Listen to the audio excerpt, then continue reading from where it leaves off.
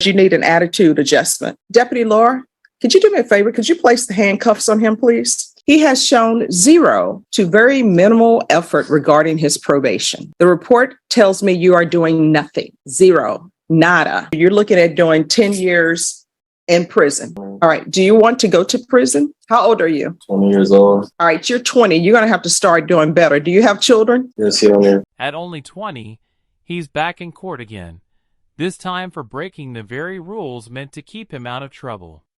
What started as a second chance has turned into a warning shot from the judge. One more mistake, and he won't be walking out of that courtroom so easily. It's sad to see someone so young already running out of chances. Hello, how are you doing today? Good, and you? Oh, I'm doing great. Why do you think you're here? For a compliance hearing for coming out positive. All right. And what else? That should be it. Well, let me just tell you the report I'm receiving on you. This is what the probation officer is saying to me about you. And how old are you? 20. All right, you're 20. Since obtaining the probationer's case, when they say probationer, they're talking about you. He has shown zero to very minimal effort regarding his probation. The probationer has had issues reporting on time, reporting for field visits, testing positive for cocaine and meth, and enrolling or providing proof of employment for any remaining court-ordered programs. The probationer and I have had several discussions regarding his actions and how or what we can do to get back on track, really stressing the small actions, such as simply calling this probation officer within 24 hours after an attempted field visit or taking accountability for his action. The probationer appears to continue to struggle to grasp the severity of his circumstances and what he can do to grow and move forward with his life and the lessons he can learn on his probation path.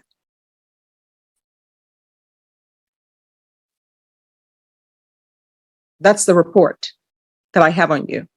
The report tells me you are doing nothing. Zero. Nada. Why are you doing nothing on this probation in this court other than using drugs?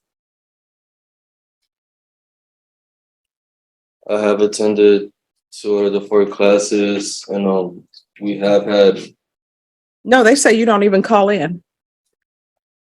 Probably when they come for a field visit. Yeah, they say you're not doing the simplest of things. And what I can tell you is you've had 3 motions to revoke in this court. So, and I know that each time you came before me, I've told you that you're looking at up to 10 years in the prison. Deputy Laura, could you do me a favor? Could you place the handcuffs on him, please? Each time you come before me, I know I've told you you're looking at doing 10 years in prison.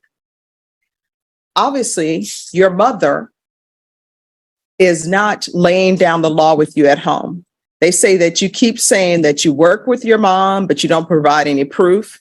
I can tell you right now, I'm not going to allow you to work with your mom because I don't know if your mom is actually having you work with her.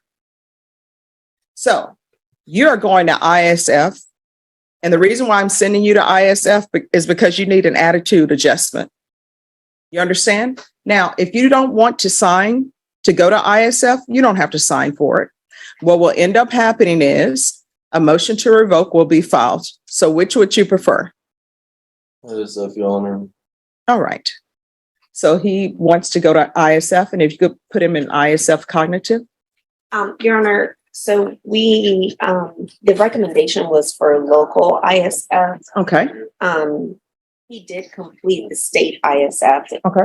Are you? Well, if the recommendation is local, we can go with the local. Okay. Has he been drug tested? He's on a drug patch, Your Honor. All right. All right. So you're going to go to local ISF. This is the last time we're going to have this conversation with you following rules. Obviously, your mom is not laying down the law with you. So you're not going to be allowed to work with your mom. You're going to have to get a job with a different employer, because if you get a job with a different employer, that employer If you don't report, they're not going to pay you. They're not going to call the court and say, oh, yeah, he reported for work if you did not. Do you understand? Yes, Your Honor. All right. Do you want to go to prison? No, Your Honor. All right. If you want to go to prison, I will get an attorney appointed to you and you can go to prison and I'll send you to prison. How old are you? 20 years old. All right. You're 20. You're going to have to start doing better. Do you have children? No. That's a good thing. Probation, this is serious. And I hope I'm getting your attention because we're not going to have a conversation again where you're not doing anything. You understand? Yes, Your Honor. Now, is there anything else you need to be successful on this probation? No, it shouldn't be. All right. Do not come back here again where you are not doing anything. You understand? Yes, Your Honor. I keep an open mind on everything, but we are not going to have any more compliance hearings with you.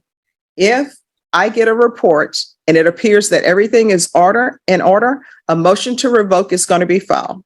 When a motion to revoke is filed, what ends up happening is a warrant is issued for your arrest and you will be picked up wherever you may be.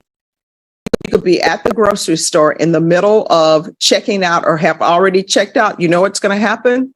Those groceries are going to be put to the side and they're going to take you to jail. If you are at home, they're going to pick you up and take you to jail. If you're in the middle of watching a movie and you're at the part where they're about to solve everything, guess what? If they pick you up during that time, you're going to miss what happens. Do you understand? Yes, Your Honor. In this court, probation is serious. In this court, communication is key.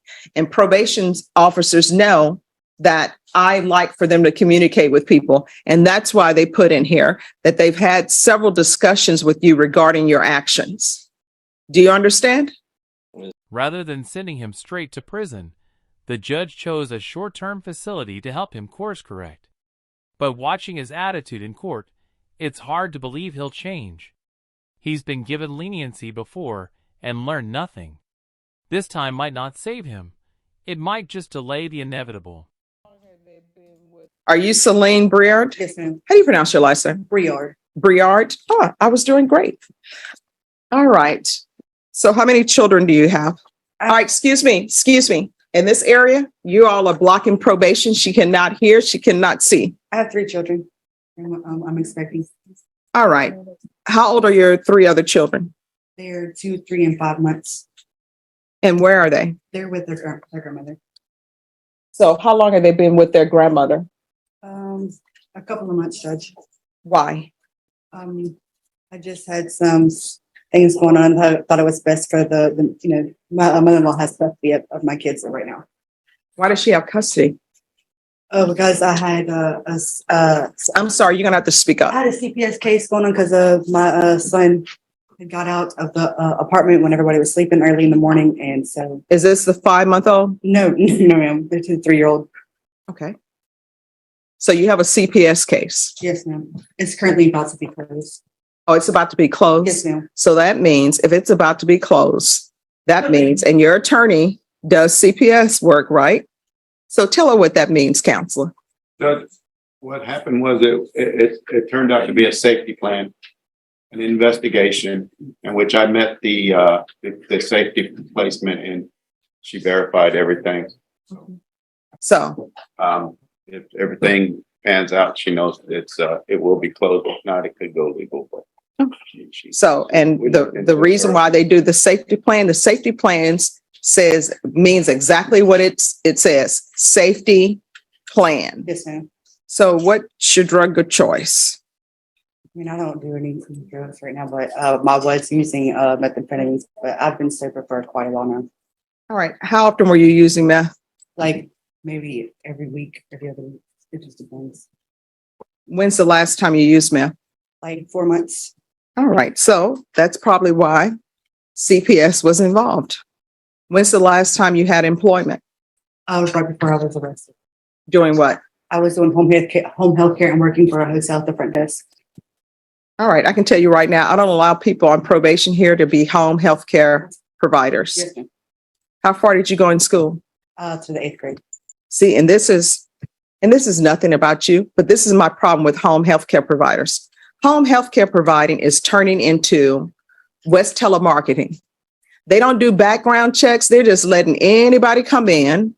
And maybe I'm wrong for saying this, but they're looking at the bottom line, the dollar line.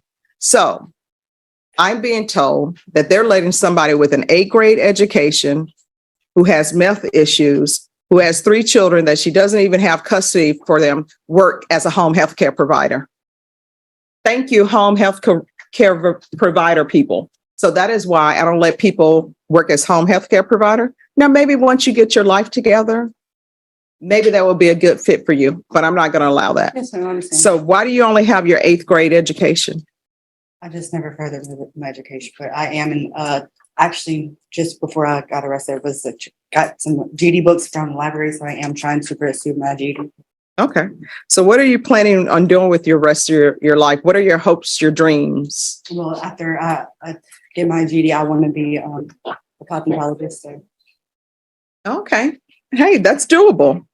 But I will tell you this, anything that requires a license, when you have convictions, before you start spending all that money to do it, you need to find out from the state, wherever you're going to be licensed, if that's going to be a hindrance to you. Yes, Not saying that it will stop you, but it may cause complications. yes, All right, counsel, is there anything else?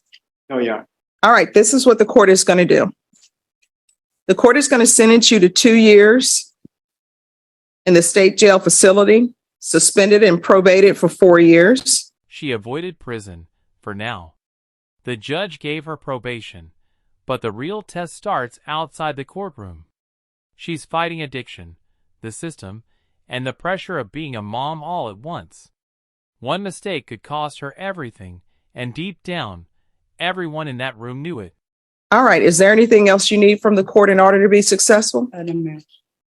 Judge, she'd like to know how much longer or how long she would be waiting for that PAC evaluation since you ordered it in custody. Yes, Up to 2 weeks. up to 2 weeks. Thank you. All right, I'm going to show you what's entitled Trial Court Certification of Defendant's Rights to Appeal. Did you review that with your attorney? Did you understand it? And did you sign it? Yes, ma'am. All right, because this is a plea bargain agreement, because I followed your plea bargain agreement, because you waived your right to appeal, you do not have the court's permission to appeal. Because this is a felony conviction, you're not allowed to own or possess any weapons or ammunition. If you have a question over what a weapon or ammunition is, you'll need to speak to an attorney. Do you understand? Yes, ma'am. All right, so here's the thing.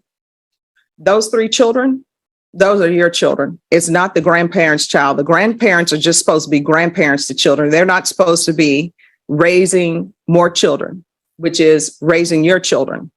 You cannot have children and then tell them to go to Travis Park and say, you're on your own. And there is no reason a child should be able to get out of your house and you not know about it, and they're that age. So many things could have happened to your child when they got out of the house. Could have been hit by a car. And guess what? People can't see children that age because they're tiny and they're small. Somebody could have picked them up. And guess what? There's a reason we have indecency with a child cases in this court. Anything could have happened to your child.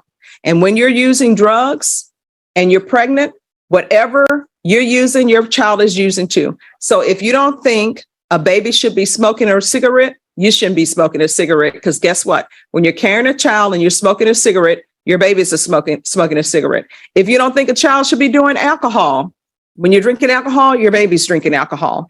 You're going to have to start making better choices. You understand? Yes, ma'am. She stayed calm in front of the judge, but her attitude said it all. There was no real remorse. The court can hand out probation, but it can't force someone to care. With a child involved and addiction still in the picture, this isn't just about second chances. It's about whether she's even ready to take responsibility.